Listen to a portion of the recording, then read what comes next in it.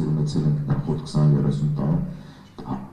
մի խոսքով նոր տիպի իշխանություն, որը կլինի ժամանակակից։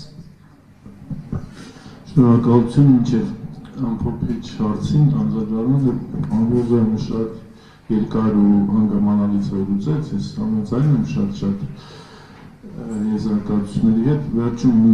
դիտարկում արեց, որի հետ դժվար է համաձայնվել, որ այստեղ նստածներն են ու ընդհանրապես շատերը Կարային Նիկոլի վիճակում հայտնվեին,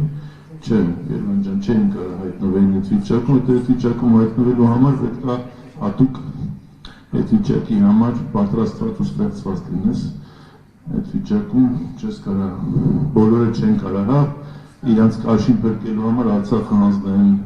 5000 մարդ տանեն զոհեն, որ ամբողջում ասեն, այլապես ինձ կասեին դավաճանում, այսինքն դա ամեն մարդ չի կարող, ես կարծում եմ, որ սա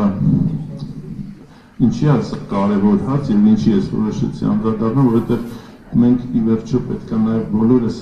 որպես ժողովուրդ, որպես պետություն այս 7 տարվա մեր փորձանքից հետևություններ անենք ու ճիշտ հետևություններ անենք, որպեսզի հետագայում նաև պատմության բաներն էլ հնարավորինս ճիշտ գրվեն և տեղին գրվեն, հիմնավորված գրվեն, հետագայում դրանք չկրկնելու համար։ Ինչ վերաբերում է կարճաժամկետ և ինչա պետք անել,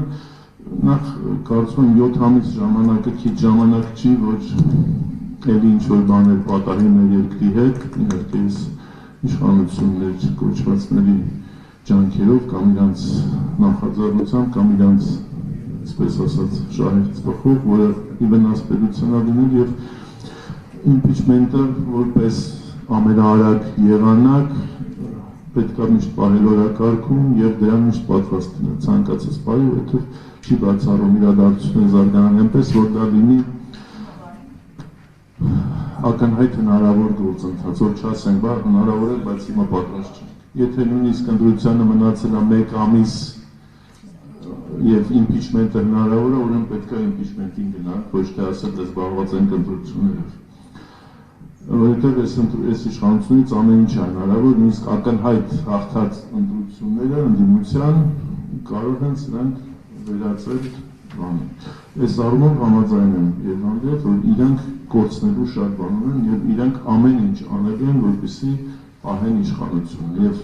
հատկապես 23 թվականից հետո ամեն ինչը ծառայեցնում են իշխանությունը պահելու։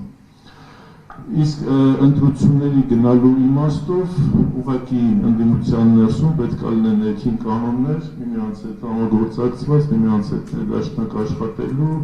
միմյանց հետ, այսինքն եթե յուրաքանչյուրի համար խնդիր իշխանափոխությունն է, այդ դեպքում այս ընտրությունները արդարացված են, եթե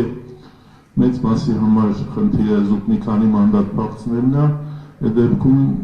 անիմաստ է հիմա ինչ-որ բաներ ասել, մեխանիկորեն այսպես թե այնպես դա տեղի է ունենալու, բայց գլխավոր խնդիրը չի լուծվելու, այսինքն Հայաստանի Հանրապետությունը